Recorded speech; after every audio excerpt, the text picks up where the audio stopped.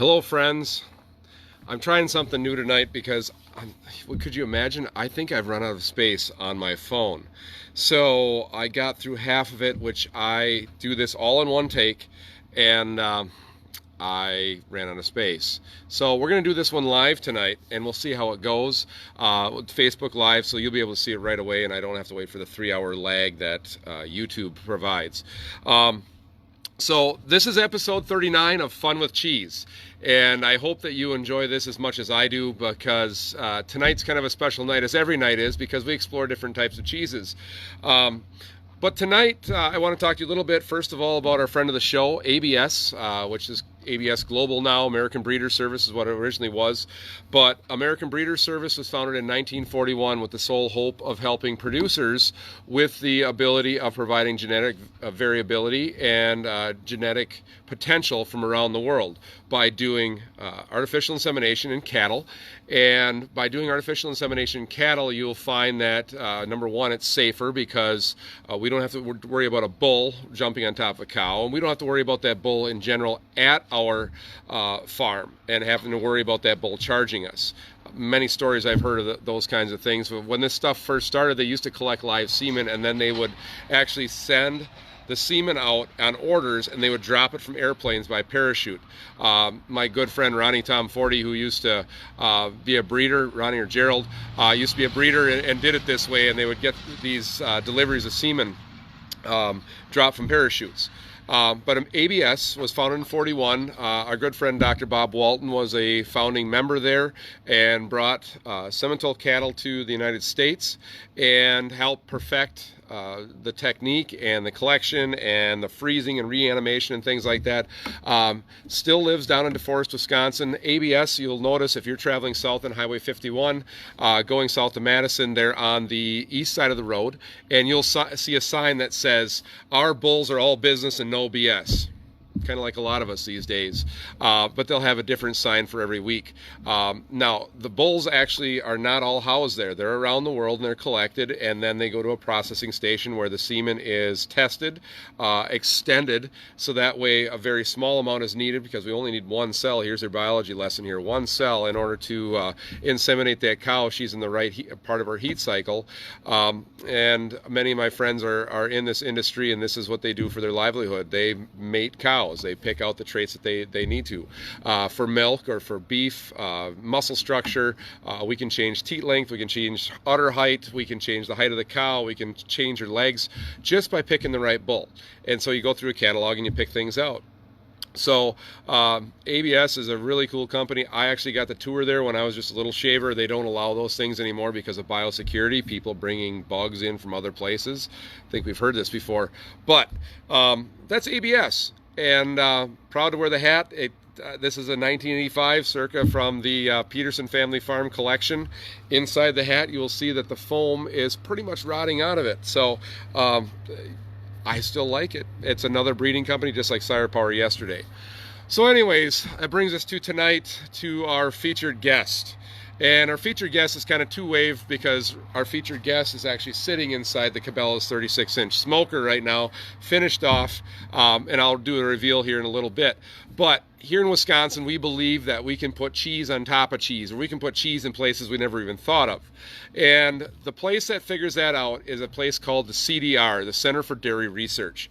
And the Center for Dairy Research is housed on the UW-Madison campus, and it's a fully licensed operating dairy plant that has 30 food scientists and plant scientists working there, who, for a dairy plant that has an issue with a process or they need something worked out in their plant, they'll send the scientists to the plant and work those things out.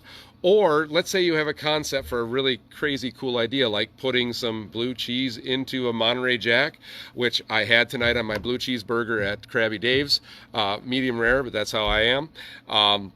And getting that cheese to melt down and having a blue cheese tang. They're the ones behind that and being able to perfect that so you all can enjoy the cheese. The CDR is funded through dairy checkoff dollars on the national level and through the Dairy Farmers of Wisconsin, which used to be the Milk Marketing Board, Wisconsin Milk Marketing Board.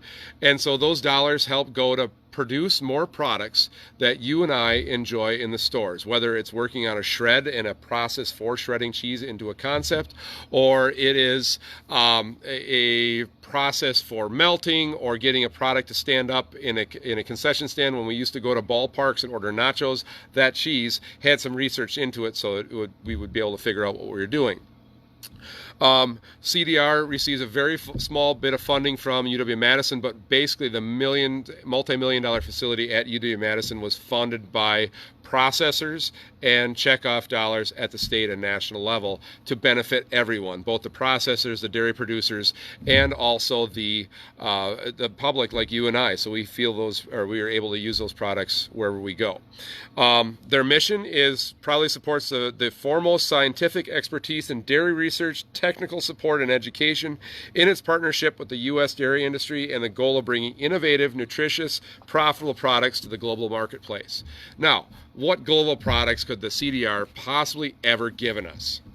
Well, if you've ever heard of Yum Brands, which you probably haven't, but they're the parent company of places like Pizza Hut, KFC, and Taco Bell. 2016 was a really cool product that I'll talk about last, but if you think of a Pizza Hut pizza, one of the crazy things they had was a stuffed crust pizza where they put cheese inside of the crust, and then you're able to eat that cheese and put that mozzarella in there and eat that cheese in the crust. That was something that came out of CDR. The cheese that goes on top of your chicken sandwich at KFC. They worked out the process to make sure you had the perfect melt and that cheese would stretch as you pulled it off in their process of making that chicken. The last one was the Quesolupa. Back in 2016, the Super Bowl had this awesome Quesolupa where they had the crunchy outside and the chalupa in the inside, and you split the thing apart and it peeled and it stretched in between. That thing was handmade from the CDR. The process came up, and millions of those things were handmade after the Super Bowl because people demanded it, and it was delicious. But it's kind of like the Shamrock Shake. It comes around once a year, except they haven't come around yet in 4 years because the machinery hasn't been developed to automate the process. So those are really cool things that the CDR does and helps out you and I in the background, not knowing what's going on there, but they always have something going. At Nathanville Dairy, or at Weber's Farm Store actually, they perfected their kefir by sending the process down there, and they worked the process through to get the perfect kefir for you and I to drink. Those of you who don't know what kefir is, K-E-R-F-I-R. It is a cultured milk product that's kind of like a drinkable yogurt. You can flavor it many different flavors and then drink it down. But that was a CDR perfected product as well, of a processor, producer, working with the CDR to perfect the craft so that way you and I can enjoy it the way we do. So, that being said, my guest tonight is actually a German cheese. Hello, ich bin Käse. And das kommt aus die Käserei Champagnon, which also makes Cambazola. And it is from Camberstraße in Lauben, Allgäu, Germany.